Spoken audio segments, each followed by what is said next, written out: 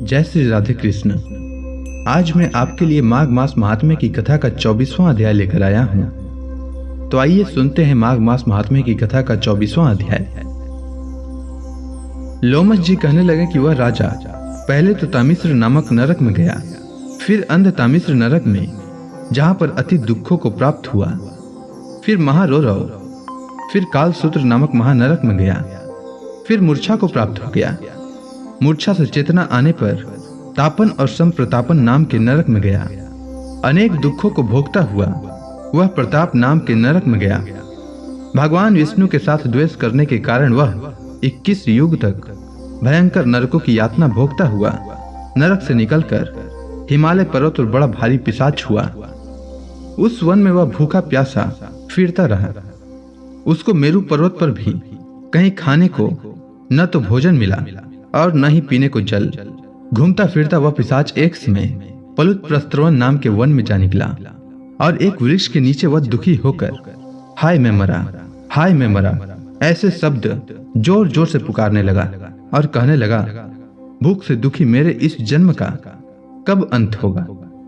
इस पाप रूपी समुद्र में डूबते हुए मुझको कौन सहारा देगा? लोमश जी कहने लगे कि इस प्रकार वेद पाठ करते हुए देवद्युति ने उसके दुख भरे वचनों को सुना और वहां पर एक पिशाच को देखा, जिसकी लाल डरावनी आंखें, दुर्बल शरीर, काले काले ऊपर खड़े बाल, विकराल चेहरा, काला शरीर, लंबी सी जीभ बाहर निकली हुई, लंबे होठ, लंबी जांघें, लंबे लंबे पैर, सूखा चेहरा, आंखों में बड़े गड्ढे वाले पिशाच को देखकर देवद्युति ने उससे पूछा, तुम कौन हो और ऐसी करुणा से क्यों रोते हो? तुम्हारी यह दशा कैसे हुई और तुम्हारा मैं क्या उपचार करूं? मेरे आश्रम पर आ जाने से कोई प्राणी दुखी नहीं रहता और वैष्णव लोग आनंद ही करते हैं। सो हे भद्र, तुम अपने इस दुख का कारण जल्दी कहो, क्योंकि विद्वान मनोरथ पाने के लिए विलंब नहीं किया करते। ऐसे वचन सुनकर प्रेत रोना बंद करके विनीत भाव से कहने लगा कि हे द्विज, किसी बड़े पुण्य से मुझको आपके दर्शन हुए हैं। बिना पुण्य के साधुओं की संगति नहीं होती। और फिर उसने पहले जन्म का वृतांत कहा कि भगवान विष्णु के द्वेष के कारण मेरी यह दशा हुई है। जिस हरि का नाम यदि अंत समय में मनुष्य के मुख से निकल जाए तो मनुष्य विष्णु पद को प्राप्त होता है, जो सबका पालन करता है। उसी से मैंने द्वेष किया। वह सब मेरे कर्मों का दोष है, जिसकी ब्राह्मण तप द्वारा प्रार्थना करते हैं।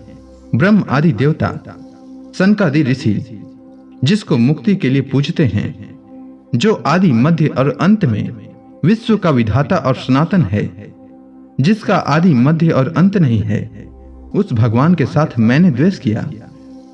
जो कुछ पुण्य किए मैंने पहले जन्म में किए थे, वह सब विष्णु के द्वेष रूपी अग्नि में भस्म हो गए। यदि किसी प्रकार मेरे इस पाप का नाश हो जाए तो मैं भगवान विष्णु के सिवाय किसी और देवता का पूजन नहीं करूंगा। विष्णु भगवान से द्वेष करके मैंने बहुत दिनों तक नरक यातना भोगी और पिशाच योनि में पड़ा हूं। इस समय मैं किसी अच्छे कर्म के योग से आपके आश्रम में आया हूं, जहां पर आपके सूर्य रूपी दर्शन ने मेरे दुख समान अंधकार को दूर कर दिया है।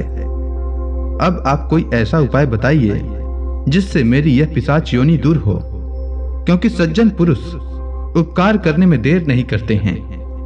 देवद्युति कहने लगे कि यह माया देवता, मनुष्य, असुर सबकी स्मृति को मोहित कर देती है, जिससे धर्म का नाश करने वाला द्वेष उत्पन्न हो जाता है। जगत के उत्पन्न करने, रक्षा करने और नाश करने वाले जो सब प्राणियों की आत्मा है, उनसे भी लोग द्वेष करते हैं। जिनके अर्पण करने से सभी कर्म सफल होते हैं, उनकी भक्ति से मुख मोड़ने वाले मूर्ख कौन सी गति को प्राप्त नहीं होते। चारों वर्णों का वेदोक्त हरि का भजन करना ही उत्तम है, अन्यथा कुमार्ग में चलने वाले मनुष्य नरक के गामी होते हैं। इसी कारण वेद विरुद्ध कर्मों को त्यागना चाहिए। अपनी बुद्धि से बचे हुए धर्म के मार्ग पर चलने से मनुष्य परलोक के पथ का भी नाश करते हैं।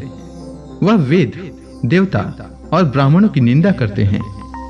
झूठे मन कल्पित शास्त्रों को मानने वाले नरक में जाते हैं।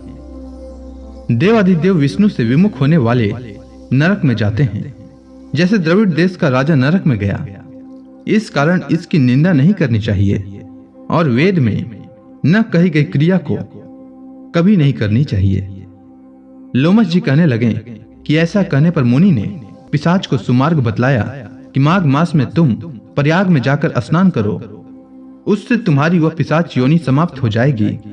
माघ मास में प्रयाग में स्नान करने से मनुष्य पहले जन्म के सब पापों से मुक्त हो जाता है। वहां पर स्नान करने से मुक्ति प्राप्त होती है। इससे बढ़कर और कोई प्रायश्चित नहीं।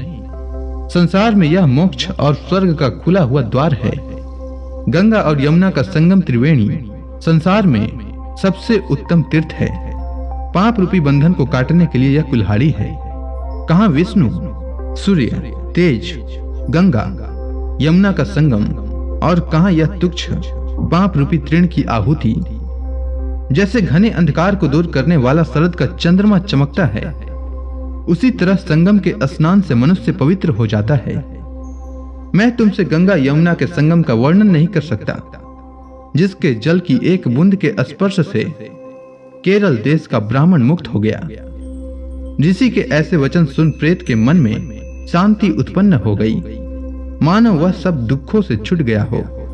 प्रसन्नता से उसने विनय पूर्वक ऋषि से पूछा। अब ऋषि से क्या पूछा, इसका वर्णन अगले अध्याय में किया जाएगा। तो इसी के साथ माघ मास महात्म्य की कथा का 24वां अध्याय पूर्ण हुआ। अब आगे की कथा मैं कल लेकर आता हूं। तब तक के लिए भगवान श्री कृष्ण का नाम लेते रहें। तो प्रेम से बोलिए भगवान श्री कृष्ण की जय, विष्णु भगवान की जय, समस्त देवी देवताओं की जय।